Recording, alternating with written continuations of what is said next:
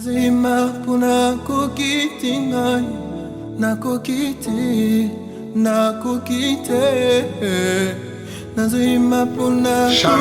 shalom, shalom, shalom. Bien-aimés dans le Seigneur, c'est une grande joie. Et vraiment, le Seigneur nous a mis ensemble aujourd'hui. Je vous bénis tous et toutes au nom puissant de Jésus-Christ. Vous qui suivez cette parole, et je veux bien dire à quelqu'un, le Seigneur t'aime et il a un plan merveilleux pour toi. Et le Seigneur, s'il est pour toi, je ne sais pas qui sera contre toi. Mais bien-aimé dans le Seigneur, en accord avec la parole de Dieu, qui est écrit sur Jean chapitre 8, verset 32, la Bible nous dit ceci. Je lis au nom de Jésus-Christ. Amen. Vous connaîtrez la vérité et la vérité vous affranchira. Ils lui répondirent, nous sommes la postérité d'Abraham. Amen. Et Jean chapitre 14, verset 14.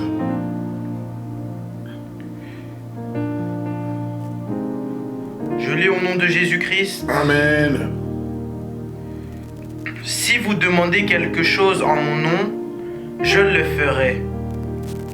Si vous m'aimez, gardez mes commandements. Et moi je prierai le Père, et il vous donnera un autre consolateur, afin qu'il demeure éternellement avec vous. Amen. Et, Jean toujours 17, 17.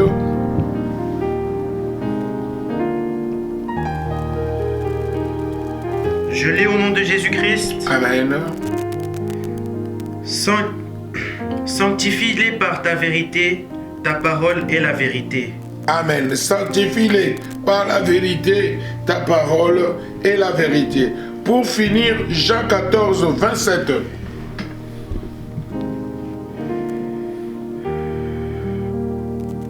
Je lis au nom de Jésus-Christ. Amen.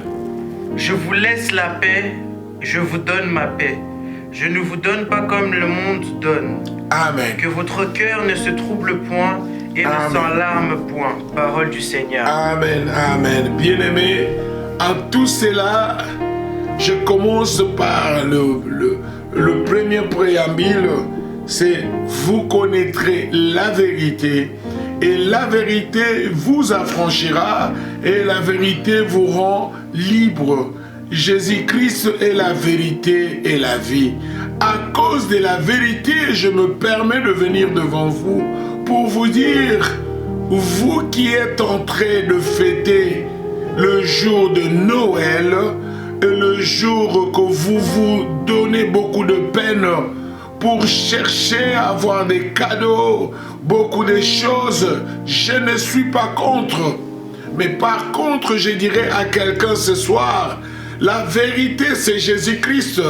Nous avons beaucoup menti nos enfants qu'il y a un Père Noël qui amène des cadeaux. Nous avons beaucoup menti à nos proches que attendez le jour de Noël, vous demanderez les choses et le Père Noël vous les rapportera. Bien-aimés, la Bible nous dit, mon fils peut chercher, la Bible me dit clairement, le maître de mensonge, c'est le diable. Là où il y a le mensonge et que la vérité n'est plus, Jésus-Christ n'est pas là. C'est pourquoi, bien-aimé dans le Seigneur, toi qui me suis, achète les cadeaux pour les fêtes que vous appelez de Noël, mais ne mens pas à tes enfants, ne mens pas à qui que ce soit, que oui, il y a un Père Noël qui viendra de Chandelier pour venir donner les cadeaux aux enfants. Et le mensonge est en train maintenant de donner le monsieur Android de prendre nos enfants en charge. Vie des réseaux sociaux, vie l'actualité de ce jour. C'est pour dire à quelqu'un, bien-aimé, si Jésus nous ordonne que vous connaîtrez la vérité vous affranchira et la vérité vous rend libre, le voici. En 17, on dit, la vérité est celle qui nous amène vers la vie.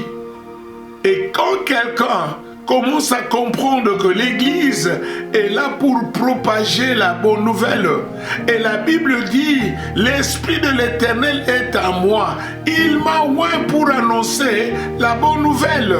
Mais comment l'Église, nous allons nous mettre maintenant à propager le mensonge? Jésus-Christ n'était pas né le 25 et les étoiles que le mage avait vues, c'était pendant la période hivernale. Bien-aimés, c'est pour dire que nous devons communier ensemble à la parole qui est écrite dans la Bible et non pas selon les substitutions ou selon le préparation ou les arrangements humains. Là, il n'y a plus de parole de Dieu. Or, la parole de Dieu est Dieu.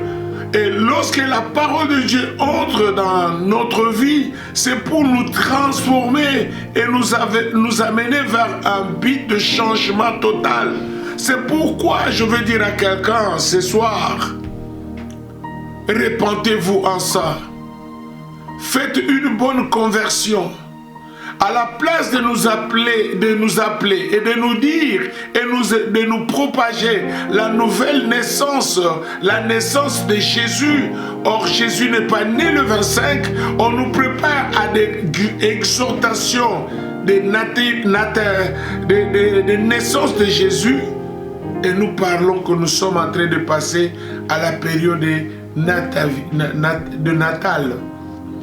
Et quand nous parlons déjà, nous sommes en train d'attendre la naissance de Jésus-Christ. Je suis choqué. C'est pourquoi je t'apporte la nouvelle naissance. Naissez de nouveau. C'est le moment de faire un bilan, de regarder jusqu'ici. Où suis-je moi? Depuis l'année qu'il a commencé jusqu'à aujourd'hui, est-ce que je marche comment avec Dieu? Est-ce que je garde ma vraie conversion? Bien-aimé, écoutez ce que Jésus est en train de dire à quelqu'un.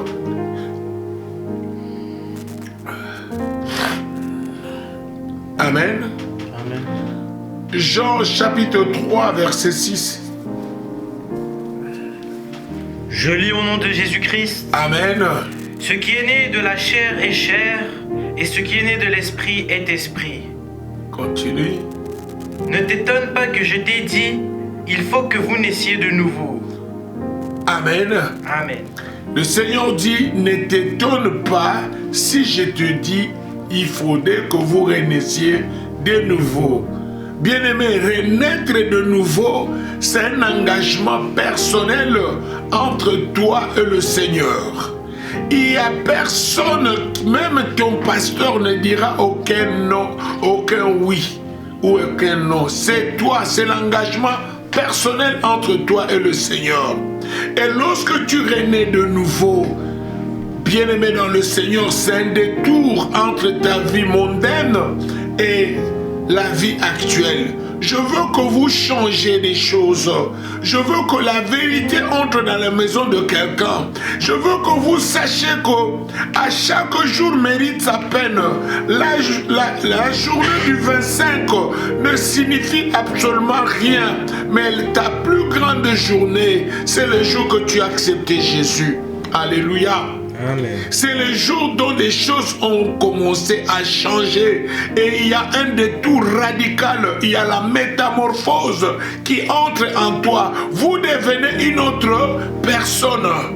Vous renaissez de nouveau, c'est-à-dire vous acceptez Jésus-Christ comme Sauveur et Seigneur et il y a un nouveau départ. Je veux te parler de la nouvelle naissance parce que la première naissance avait échoué. Nous sommes dans la naissance où Dieu, en 3 Jean chapitre 16, a montré son amour en sacrifiant son Fils unique. Et il dira lui-même, il était venu chez le sien, mais le sien ne l'ont pas accepté. Mais à tous ceux qui l'ont accepté, il a donné le pouvoir de devenir enfant de Dieu. Sans mystère, le pouvoir n'est pas donné à n'importe qui. Le pouvoir, c'est un acte de naissance rénové, que vous renaissez en esprit et en vérité. Amen. Or, lorsque vous renaissez de nouveau, c'est une naissance spirituelle qui ne vient pas d'un homme. C'est Dieu qui a tout fait. C'est Dieu qui a tout ramené en existence pour nous, afin que nous méritions une place dans le monde des esprits qui est notre premier départ. Amen. Amen. Bien aimé, c'est pour une petite histoire. Lorsque nous avons perdu notre identité initiale, là où Dieu nous avait donné une position d'être créé à son image et à sa ressemblance. Lorsque le péché est arrivé, on a tout perdu. Et l'homme est allé encore s'accoupler avec les esprits des anges déchus. Et ils ont eu des géants. Et Dieu a retiré son esprit. Mais celui qui est allé remettre l'esprit qui a été retiré, c'est Jésus. Sans Jésus dans ta vie, il n'y a plus de garantie et de sécurité. C'est pourquoi, bien-aimés dans le Seigneur, voici le moment. Vous devez prendre votre conscience en disant non, non, non. Je vais renaître de nouveau. Et je ne veux pas attendre la naissance de Jésus, mais nous attendons le retour du Christ. Amen. Comme notre Saint Marie qui nous a réellement dotés par son sang. Et nous attendons qu'il vienne pour la journée, le jour de la noce. Et nous n'attendons pas une nouvelle naissance. Il était né une fois et il ne renaîtra jamais chaque fois, mais il renaît spirituellement tous les jours dans notre vie. Alléluia. Amen. Bien-aimé, c'est pour dire à quelqu'un, réveille-toi, toi qui dors. Le message est close. Le Noël n'est pas une fête chrétienne, mais c'est une fête païenne. Parce que Jésus, chaque jour quand nous nous mettons devant Dieu pour prier, il est rené et il nous reconnaît tous les jours de notre vie. C'est pourquoi je dirais à quelqu'un, à chaque jour mérite sa peine.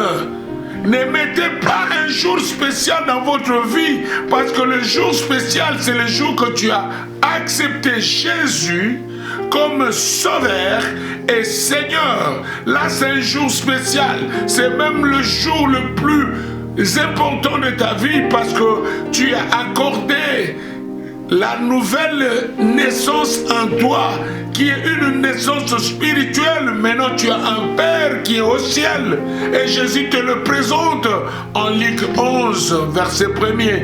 Il dit, vous devez prier ainsi: notre Père qui est aux cieux. Bien-aimé, quand il parle de notre Père qui est aux cieux, tout a été accompli en lui et pour lui. C'est pourquoi je dirais à quelqu'un, réveille-toi mon frère, réveille-toi ma soeur, parce que rien ne peut changer ta vie le jour du 25, le jour de Noël. Tu as tous les jours possibles de faire ta fête, mais ne donnez pas des cérémonies pour ces jours-là. Ne donnez pas comme la commémoration de la naissance du Christ. Il est né tous les jours dans ta vie et il est vivant, ce Dieu-là. Et vous ne pouvez pas faire d'exclamation sur ça. Que Dieu vous bénisse, que la paix du Seigneur soit à tout et à chacun. Ne faites pas de problèmes à cause on m'a pas acheté l'habit de Noël, on m'a pas acheté je ne sais pas quoi. Non. La meilleure achat, c'est racheter le temps, tant que vous êtes encore vivant, de vous repentir de cette blague, de vous repentir de cette chose qui est mise à la disposition des uns et des autres, en disant que Jésus-Christ est né le jour hivernal. Non. Que Dieu vous bénisse.